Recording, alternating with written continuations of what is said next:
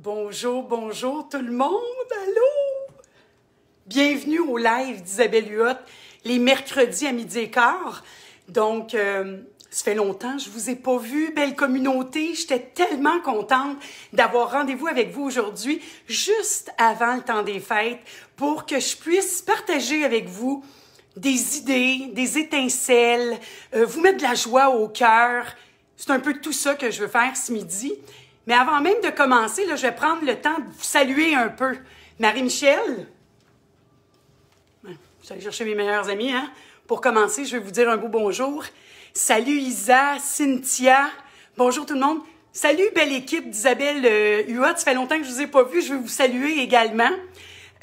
Cynthia, Pascal, Joanie, Jacinthe, Lise, oh, du monde que je reconnais également, donc de ma plateforme qui viennent se connecter sur la plateforme d'Isabelle. Je suis super contente d'être avec vous aujourd'hui pour vous donner des petites recettes que vous allez pouvoir faire, dans le fond, avec vos enfants dans le temps des fêtes. Confinement oblige, donc on reste à la maison, on peut pas voir vraiment la famille. Ça veut pas dire qu'on peut pas mettre la main à la pâte, qu'on peut pas cuisiner et qu'on peut pas se faire des nouveaux souvenirs, des nouvelles traditions. Hein, là, on est en train de changer complètement. Donc, même moi, la première, là, habituellement, à ce temps-ci de l'année, c'est grosse production de beignes, de tourtières, de biscuits du temps des fêtes, avec mes sœurs, mes cousines, des gens des réseaux sociaux. Cette année, à rien pantoute.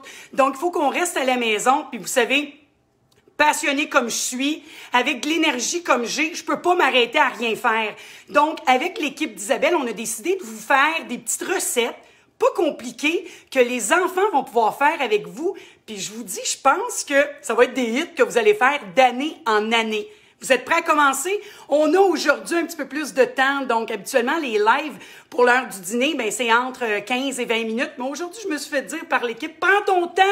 Les gens, ils aiment ça quand on est dans ta cuisine.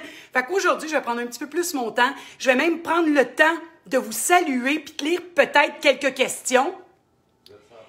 J'ai mon homme qui est à l'arrière, donc s'il y a des questions vraiment très pertinentes, il va essayer de suivre puis de me les poser. Sinon, après le live, soyez assurés que je vous réponds personnellement ou que l'équipe d'Isabelle va s'occuper de vous là, super bien.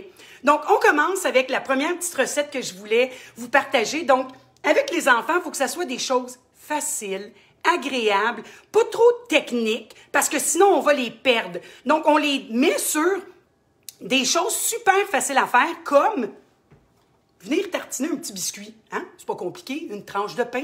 Ça, on peut leur faire ça. Donc, on leur donne un petit couteau. Ils prennent leur petit fromage préféré, leur préparation, que ce soit autant sucré que salé. Puis aujourd'hui, je suis allée avec des produits là, vraiment qu'on retrouve en épicerie puis que tout le monde a.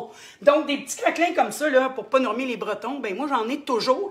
Puis ce qui est le fun, c'est que vous avez les miniatures, vous avez même ceux en forme pour le temps des fêtes, des flocons. Donc, amusez-vous, vous pouvez même mélanger vos biscuits. Mais ma première petite bouchée, dans le fond, regardez, c'est une couronne de craquelins, OK? Et moi, je les ai appelés les boursintas. Boursin, bruschetta, les deux ensemble. Donc, je me suis dit, tout le monde aime ça, une bruschetta. C'est quelque chose qu'on passe rapidement, des petits cubes de tomates. Donc, ce que j'ai fait, c'est que j'ai pris des formes différentes, des grosseurs différentes. J'ai fait tartiner par mes enfants. Moi, c'était mon ado qui est rendu en haut en train de faire son dernier examen aujourd'hui. Donc, c'est ma Rose qui a tartiné les biscuits. Puis ensuite, je suis venue faire ma bruschetta préférée. Là, on est l'hiver. Donc, moi, dans les bruschettas l'été, j'aime bien venir mettre des fruits, des petits fruits, de la fraise. Pourquoi pas mettre de la grenade également à ce temps-ci de l'année. Petit truc à vous partager, par contre, si vous faites une bruschetta que vous venez mettre sur des craquelins ou des morceaux de pain, ben on veut pas avoir d'eau dans notre préparation. Parce que si on laisse le pépin de la tomate, quand on va venir faire nos cubes, on va se retrouver avec beaucoup d'eau dans le fond de notre préparation. Donc, moi, ce que j'ai fait, c'est que j'ai coupé mes tranches de tomates très minces, j'ai retiré les pépins, puis ensuite, ben, je suis venue couper mes cubes. Et là, regardez ce que ça me fait. Ça me fait des beaux cubes et j'ai pratiquement pas d'eau. Si vous regardez, là, dans le fond, j'ai pratiquement pas d'eau. Ce que ça veut dire, c'est que vos biscuits vont moins devenir mouillés. Et vous allez voir, c'est beaucoup meilleur. C'est vraiment supérieur. Pourquoi? Parce que quand on vient y mettre notre huile d'olive préférée, ben, s'il n'y a pas le pépin qui vient diluer le goût de notre huile d'olive, vous allez voir, ça fait une grosse différence. Puis en plus de ça, ben, s'il vous reste de la bruschetta, en ayant retiré les pépins, ben, on peut la conserver pour le lendemain. La tomate, elle ne deviendra pas toute molle, toute désagréable. Donc, juste le fait de retirer le pépin, ça va vous aider beaucoup, beaucoup. Donc, j'ai retiré mes pépins, j'ai mis du basilic, de l'ail, j'ai mis ma meilleure huile d'olive, parce que là, hein, je veux quand même me gâter. Et là, sur ma planche de présentation, dans le fond, j'ai commencé avec mes plus gros biscuits. Petit truc, vous regardez, habituellement, là, s'il y avait eu un gros party, là, tu sais, on fait le service, hein? Ben, on veut pas que tout ça, ça bouge, là, sur notre planche quand on se promène. Donc, le petit truc, c'est que la première étage que je fais, c'est que je viens, dans le fond, prendre mon petit craquelin, mais je viens mettre, j'avais mon petit, j'ai enlevé mon couteau, donc imaginez que c'est mon couteau, j'ai les doigts propres. Je viens mettre un peu de fromage dessous. Puis là, ensuite, attendez, je vais prendre la cuillère pour la bruschetta. Je viens prendre mon fromage boursin. Donc, dans le cas ici, j'ai pris celui ail et ciboulette, fines herbes au poivre. Il y en a même au canneberge. Il y en a même un à l'érable, si je ne me trompe pas. Donc, changez votre fromage tartinade sur le dessus et changez votre garniture. Donc, vous allez toujours avoir une belle couronne de petits canapés à des saveurs différentes. Donc, j'ai mis mon fromage sur le dessus. Je viens mettre ma petite bruschetta sur le dessus. Hein? Et là, je viens le déposer sur mon plateau. Donc, le fait que j'ai mis le petit fromage en dessous, mais ça l'aide vraiment quand vient le temps de faire du service, quand on a des grosses gangs. Mais pas de grosses gangs, c'est pas grave, on peut quand même se faire des belles présentations. Puis là, vous allez passer ça. Regardez ce que j'ai fait, c'est que j'ai mis des belles branches de romarin. Je pourrais venir mettre des branches de basilic, vu que j'ai mis du basilic à l'intérieur. J'ai joué avec les petites formes. J'ai sorti des petits fromages bocconcini vraiment miniatures. Je pourrais mettre des noix. Donc, regardez comme c'est beau. Vraiment pas compliqué. Les enfants vont être vraiment fiers de eux. Ils vont dire, regarde, maman, ma belle couronne. C'est super facile à faire et c'est délicieux. Donc, c'était la première petite idée bouchée. On a-tu des commentaires, Jean-Pierre? Moi, je vois des cœurs ici passer. C'est des bonnes idées. C'est pas compliqué. Et vous pourriez faire votre propre mélange de fromage. C'est-à-dire que si vous êtes quelqu'un qui est végane, intolérant au gluten, choisissez votre fromage préféré. Un fromage de noix, imaginez, là. Si vous êtes végane, puis là, en passant au vegan, c'est la fête à ma sœur Julie aujourd'hui, 16 décembre. Jay, bonne fête, Ju! Donc, si ma sœur Julie venait me voir aujourd'hui pour sa fête, je ferais une version végane. Donc, je prendrais son fromage de noix préféré et je viendrais mettre ma petite garniture sur le dessus. Pour ce qui est du biscuit, mais je pourrais me prendre une tranche de concombre. Soyez imaginatifs. Donc, ayez beaucoup d'imagination pour venir créer ces couronnes de petits canapés-là. Donc, première petite idée. Ensuite, ah, vous voyez, j'ai déjà les commentaires personnels sur nos réseaux. Hey, ça a l'air vraiment bon. Donc, vous voyez, c'est des petites recettes comme ça qui font du bien à l'âme, qui nous ramènent à des souvenirs, à penser à des gens qu'on aime. Puis là, si vous en avez trop, ben on peut partager, hein. C'est pas parce qu'on peut pas se voir qu'on peut pas faire une belle petite boîte puis aller la porter à quelqu'un qui serait seul, qui a peut-être un peu de moyens. Donc, hein? Si on en a trop, on partage. Seul partage, qu'on soit en confinement ou pas confinement, on peut. Donc, première petite bouchée salée. Ensuite, je vais passer avec... Ma fille a vraiment aimé l'idée. Donc, dans le fond, une collation ou un petit dessert ou quelque chose de différent pour impressionner les enfants. Des cornets de yogourt aux fruits. Hein? Parce que vous savez que sur la page d'Isabelle, ce qui est le fun, c'est que moi, j'aime partir avec des recettes que je connais, que je maîtrise bien, pour venir leur donner un petit kick un petit peu plus santé, un petit peu plus allégé, pour s'en aller justement dans un mode de vie un peu plus sain. Ben, c'est en coupant des fois le sucre, le gras, la quantité, les portions qu'on va vraiment y aller, puis qu'on s'en va vers ce mode de vie plus sain. Donc, tout d'abord, les collations. Ah, moi, je suis la première à dire à ma fille de faire attention à ce qu'elle prend dans ses collations, les biscuits, les petits gâteaux. C'est pas parce que c'est des fruits non plus qu'elle peut en manger en profusion. Donc, ici, là, ce petit cornet de yogourt-là, vous allez voir, c'est qu'en plus de ça, vous avez des fibres, si vous choisissez un cornet pas trop sucré. Ensuite, le glaçage sur le dessus, mais je l'ai fait avec un yogourt. Mais oui, je ne l'ai pas fait à base d'un beurre ou de quelque chose de très gras ou avec beaucoup de sucre. Je suis partie avec l'idée de prendre mon yogourt grec préféré. Donc, vous savez, tout d'abord, les yogourts grecs, à la base, ils sont plus épais qu'un yogourt ordinaire. Ça se tient plus. Mais par contre, si je venais badigeonner ici mon cornet tout de suite, simplement avec mon yogourt grec, et que je venais mettre mes petits bonbons pour le décorer, ce qui arriverait éventuellement, c'est que toutes les garnitures couleraient et votre yogourt finirait par se retrouver complètement à la base de votre cornet, parce qu'il reste quand même de l'eau ou de l'humidité à l'intérieur de votre yogourt grec, même s'il est très, très épais. Regardez, je vais vous le montrer. Donc, ce que je fais, quand je me fais un glaçage de yogourt qui est beaucoup moins gras, je vais choisir mon yogourt grec préféré qui soit à 0, 2% de matière grasse, 5, 6, c'est à vous de choisir. Vous prenez la variété que vous aimez aux fraises, au café qui serait un peu plus brun, nature, à la vanille qui serait un peu beige. Donc, ce que vous allez faire, c'est que vous allez prendre une passoire, vous allez prendre un tamis, un filtre à café. Vous n'avez pas de filtre à café, un essuie-tout. Vous allez le mettre dans le fond de votre passoire et vous allez venir déposer votre yogourt. Imaginez que c'est un yogourt à la fraise. Là, je l'aurais tout mélangé pour que mon yogourt devienne rose. Aujourd'hui, je voulais que mon yogourt devienne vert, donc avec du colorant pour représenter le sapin. Mais j'aurais pu prendre la saveur que je veux. Je mélange, ça va venir me donner ma couleur. Et là, entre 6 et 12 heures, donc moi, je fais ça la veille. Je viens mettre mon yogourt dans mon contenant. Et le lendemain matin, regardez ce que je me retrouve. Vous voyez là, tout le liquide que j'ai à l'intérieur, même si c'était yogourt grec là, méditerranéen à 10%, là, qui est hyper gras, là, même comme de la crème sûre, ben regardez tout le liquide que je suis allée retirer. Et là, ça me donne quelque chose de très, très épais, même que j'ai fait des fromages de yogourt. Ça sera une autre recette que je vous partagerai. Mais regardez, là, ça devient tellement épais. Je vais prendre quelque chose pour vous le montrer. C'est comme si j'avais fait une meringue ou une crème fouettée très, très épaisse. Regardez, là, il n'y a rien qui bouge. Donc ça me permet de venir l'utiliser comme glaçage. Donc, je peux rajouter à ce yogourt-là du sucre en poudre pour venir lui donner juste un petit peu plus de texture. Ou si vous êtes allé avec un yogourt vanille, vous n'avez même pas besoin de rajouter de sucre. Donc, imaginez les possibilités. Hein? Donc, aujourd'hui, c'est des cornets que je fais pour les enfants, mais imaginez un gâteau de fête. Hein? On veut couper les matières grasses, bien, on va venir se faire un beau glaçage. Dans le fond, c'est un yogourt extrêmement épais. On pourrait rajouter des zestes d'agrumes, des copeaux de coconut, des essences, des colorants. Et c'est ce que j'ai fait aujourd'hui. Donc, j'ai mis un colorant vert pour représenter le sapin. Mais ce qui est beau, c'est que j'ai laissé du blanc également. Fait que c'est vraiment beau, là. Ça me fait comme vraiment un dégradé de couleur. Et ce que j'ai fait, c'est que tout de suite après avoir badigeonné dans le fond, mon cornet, je suis venue, là, je vais le prendre. Vous voyez, celui-ci a commencé à sécher là, parce que ça fait presque 2 heures qu'ils sont faits. Et je suis venue, quand je venais juste de les badigeonner, je suis venue mettre mes petits bonbons. Là, si je venais les mettre, mes petits bonbons, ils ne colleraient pas parce que justement, c'est que là, il y a une croûte qui est en train de se faire sur le cornet.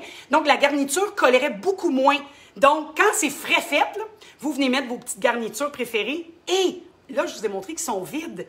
Mais j'ai fait des versions, attendez, remplis. Donc, je les ai remplis. Donc là, si on veut être vraiment santé, à l'intérieur, je viendrais mettre des fruits, des petits fruits, des bleuets, des mûres, des framboises, des petites pommes grenades.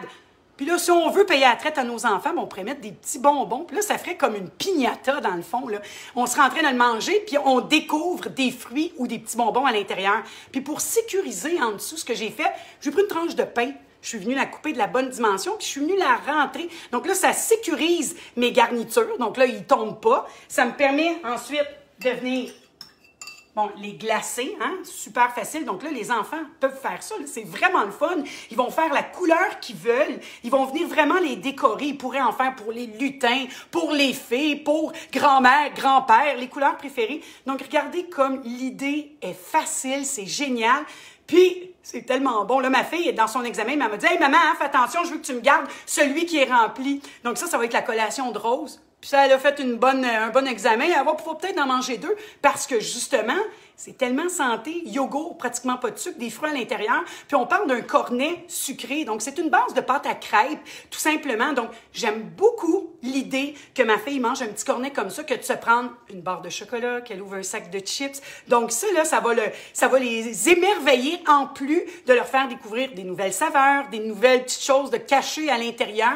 On pourrait même venir mettre sur la garniture là, des graines de lin, du chia, des noix. J'en ai fait un même avec, regardez ici, des pistaches. Donc, juste pour vous montrer, là, j'ai mis des pistaches, puis je suis venue mettre un petit sucre coloré tout simplement. Regardez comme c'est beau, là. C'est sûr que je les ferai pas comme 4-5 heures à l'avance parce que là, ils vont devenir mous. Hein? L'humidité du yogourt, quand même, va venir éventuellement mouiller mon cornet. Mais là, ça peut durer 1 heure ou 2, puis ensuite, on les mange. Donc, des belles petites choses, là.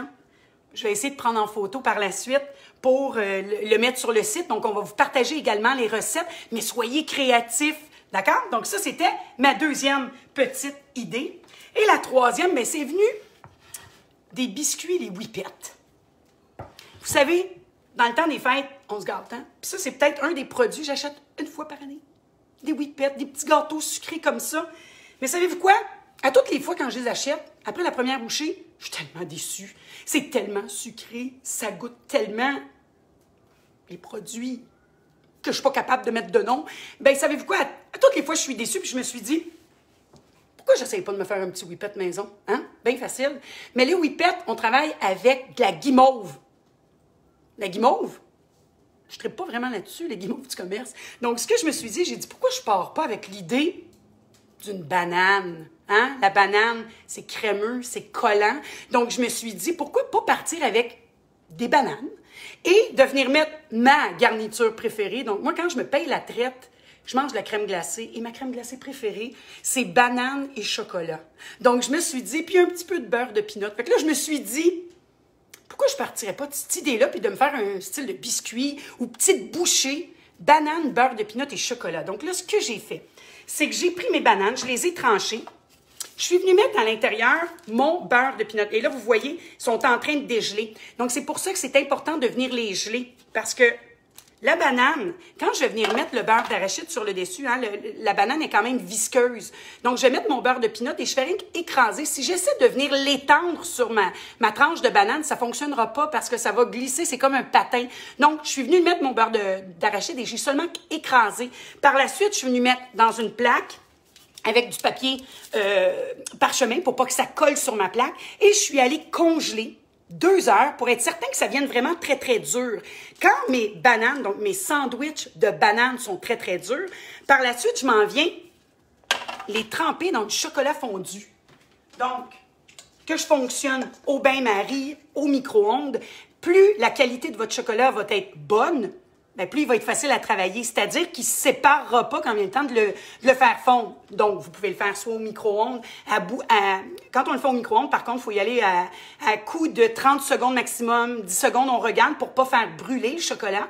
Et si on le fait en bain-marie, bien, on le met sur une marmite d'eau qui frémit, tiède, et le chocolat va fondre tout simplement. Donc, je prends ma banane qui est congelée, et là, il va falloir travailler rapidement.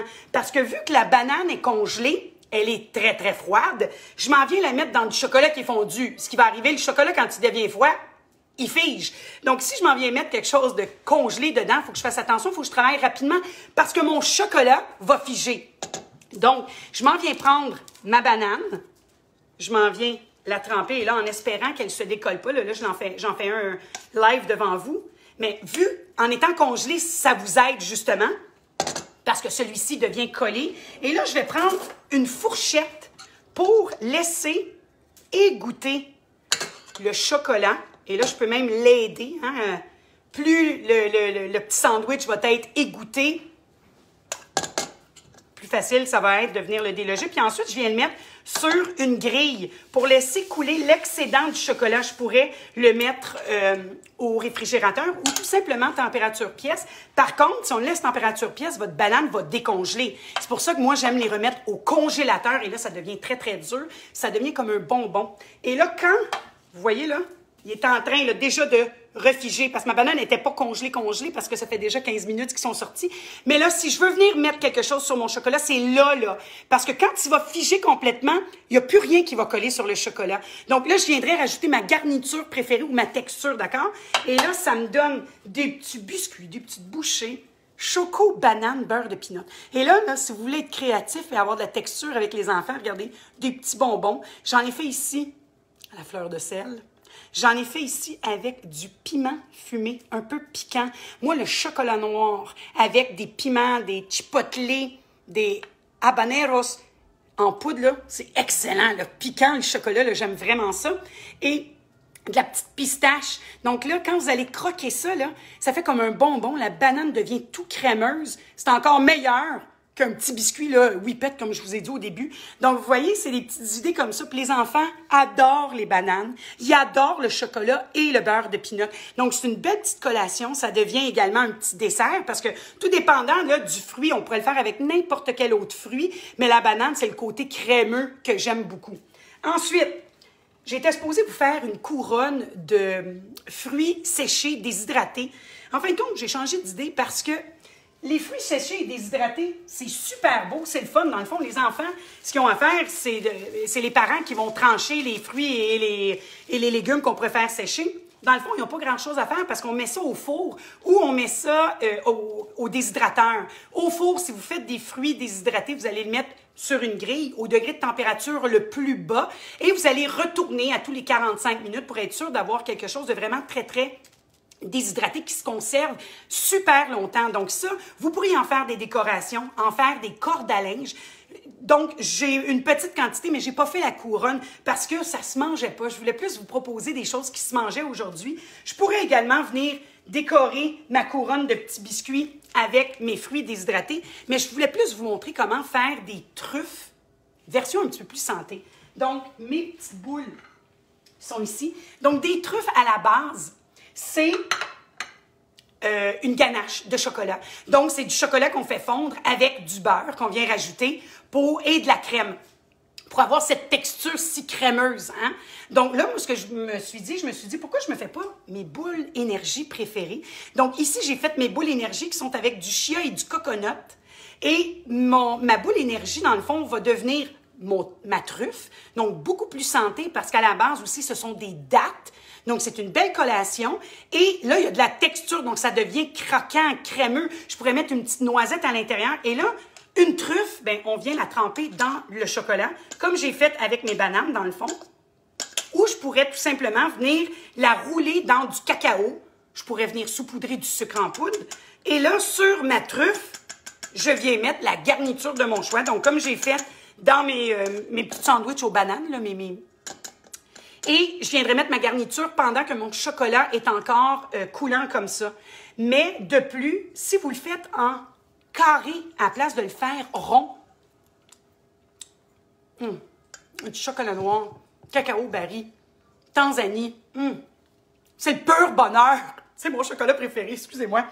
Et là, ce que vous pourriez faire, c'est qu'à la place de les faire rondes, vos truffes, imaginez que vous les faites carrées.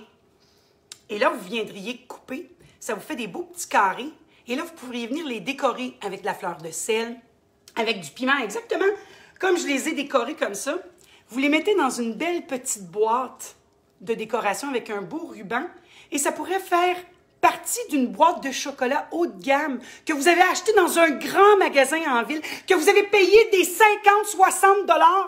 Mais vous pourriez faire la même chose, vous faire une belle petite boîte cadeau de chocolat, mais qu'à la base, votre truffe, là, c'est une boule énergie. Donc, c'est vraiment dans la présentation, dans l'emballage, dans la présentation également, qu'on va impressionner les gens, puis qu'on va vouloir également dire à nos enfants de venir nous aider. Parce que vous savez, faire des petites choses comme ça, regardez, j'avais même fait exprès d'en faire une qui n'était pas toute au complet recouverte pour vous montrer, regardez là.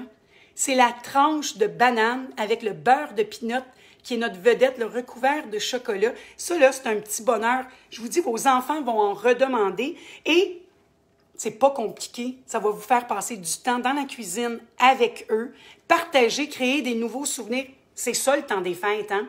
Même si on est en confinement à la maison, bien, on peut partir des nouvelles traditions. Moi, dans le temps des fêtes, ma nouvelle tradition, ça va être de faire des zooms avec ma famille, avec mes sœurs, avec ma mère. Puis on n'aura pas le choix, mais au moins, on va être ensemble. Puis je vais peut-être passer devant la maison chez ma mère, y envoyer 2-3 becs, y laisser peut-être une petite boîte de chocolat haut de gamme de boule énergie que j'y ai faite. Vous voyez, donc, c'est des choses comme ça dans le temps des fêtes qu'on va être obligé de faire.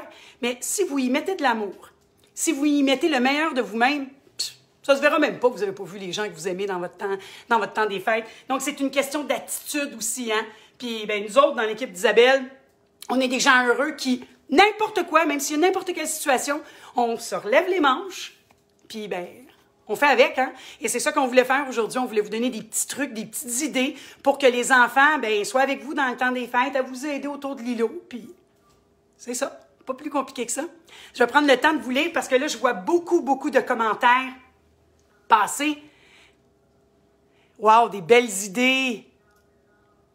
Création, wow, merci. C'est tellement gentil de prendre le temps. Un petit peu de chocolat sur le bord de la bouche. Ils disent qu'on pourrait mettre du Nutella à la place du beurre de pinot dans tes... Oui, on pourrait mettre du Nutella. Par contre, le Nutella, s'il est un petit peu trop liquide, il risque de bouger, lui, par contre. Mais une fois gelé, ça va devenir comme du fudge. Donc, très bonne idée de mettre le Nutella. Puis, on pourrait même encourager notre ami Stéphano qui a sorti un Nutella sans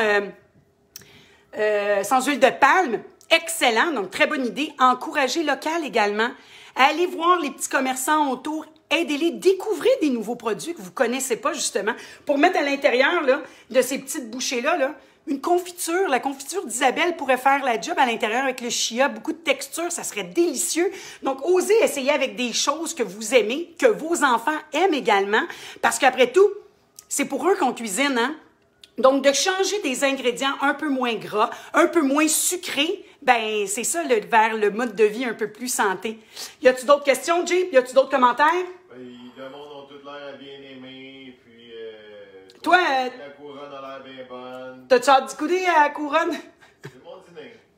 Mon chum, il a dit, j'aime ça, moi, des lives à cette heure-là, parce qu'après, c'est mon lunch, c'est mon dîner. Exactement. Donc, j'espère que ça vous donne le temps, le goût de faire des choses différentes dans votre temps des fêtes. Si vous faites des recettes que je vous ai proposées, taguez-moi, taguez l'équipe d'Isabelle, on veut voir vos réalisations. Si vous avez des idées à me partager, faites-le, hein, on fait partie de la même famille. Moi, quand les gens viennent dans ma cuisine, ils font partie de ma famille. Donc, partagez-moi vos coups de cœur, vos produits avec lesquels vous aimeriez que je travaille.